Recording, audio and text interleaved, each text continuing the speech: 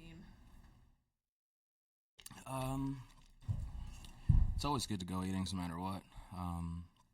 I feel like everything kind of clicked. I feel like we've been working on so much this year between Tommy, Moscos, and myself mechanically, and I feel like I was just very dialed in for probably like 80 to 90% of my pitches. So I feel like that's just a product of all the work that has gone in. I really don't play into it too much, to be honest with you. Younger me may have seen it as a revenge game, but like I said, now I know how to pitch. I'm really good at what I do, and it's just a matter of getting to the point mechanically and just rolling start after start and staying there. How much like in game when you're getting those fast ground ball outs is it playing into your game plan and just everything that you do well? Yeah, I'm pretty locked in. Like nothing pretty much phases me. I've just found a routine. I just know how to feel like it's just me out there, and I really don't see or hear much, to be honest with you. And when I'm in that zone, I'm pretty good. So it's just a matter of getting to that zone and staying in that flow state, and then nothing really affects me, honestly. A hit or a missed call, none of that really throws me out of my wave, to be honest with you. Did you ask or talk to anybody about going back out there for the ninth? No, it just happened. So everything happened so quick. Yeah, everything happened so quick. I want a CG more than anything, to be honest with you. That's kind of why I put as much work as I do in, is to go out there and go 7, 8, 9 innings. So I definitely think I could have went out there for the ninth, but Mark was great. Mark's been throwing the ball incredible, and yeah, I think Rossi made a great decision there to go with Mark. When your bread and butter pitch is working as well as it is, how much do you like those outings when you can just lean into that pitch and just kind of, here it is until they make you veer off to a different plan? Yeah, for the most part, but it's still hard.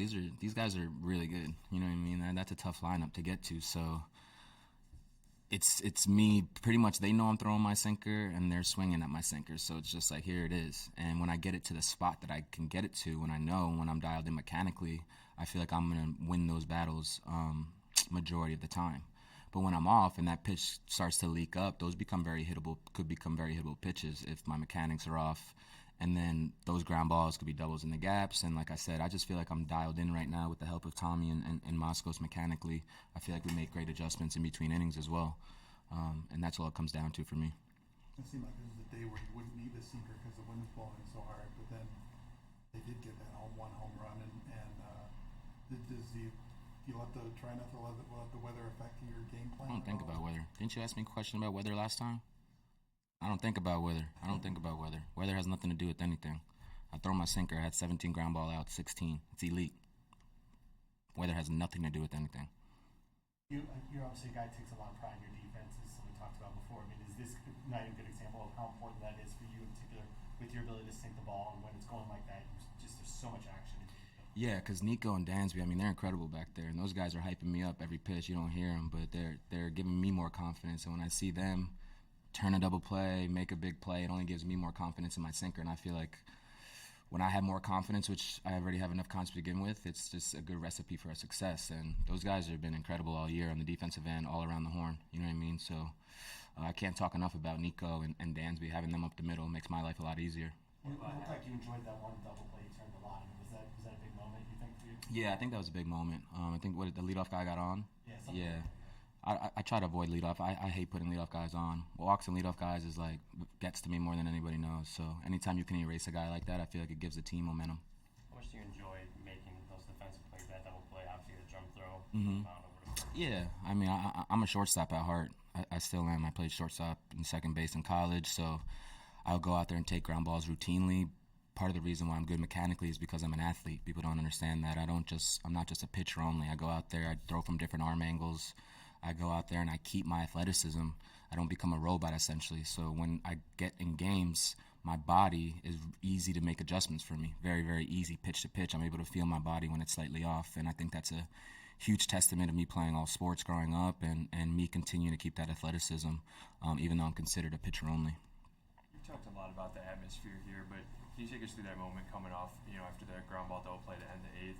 You're screaming, hyping up the crowd, and then you high-five Rossi. Like, what was that like, and what kind of adrenaline surge do you get from that? Yeah, that's why we play the game. I get chills. I'm just thinking about it now, just having chills, It's so much that leads up to that moment, You have to go so many innings just to get that feel as a starting pitcher. So the home crowd's incredible. I can't talk enough about our fans. I truly think we have the best fan base in the league. From the second I go out there, 40 minutes before the game, they're showing me love, and then all throughout the game. So Wrigley's electric. It's truly.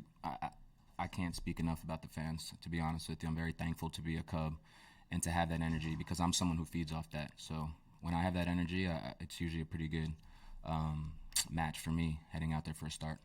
We talked about shutdown innings so much. What did you think of the way the offense kind of had those response runs? Yeah, I think the offense was incredible today. Sanga's really good. Like, his stuff is elite. So being able to battle, and get him out of the game early, I think that was pretty awesome. That shows you kind of 1 through 9 approach and kind of everyone sticking true to it. So I think our guys did an incredible job. So maybe not tonight per se, but in general, when you get up higher in the pitch counts and later on in the game and the innings, do you find yourself having to dig deeper mentally or physically? A little bit of both, but for me, it's a fine line because I'm not someone who pitches well when I try to do too much. So I'm always trying to take my energy level down, to be honest with you. When I get too excited, my mechanics get out of whack. So I always try to stay as calm as possible out there. When I'm calm, I'm usually pretty good.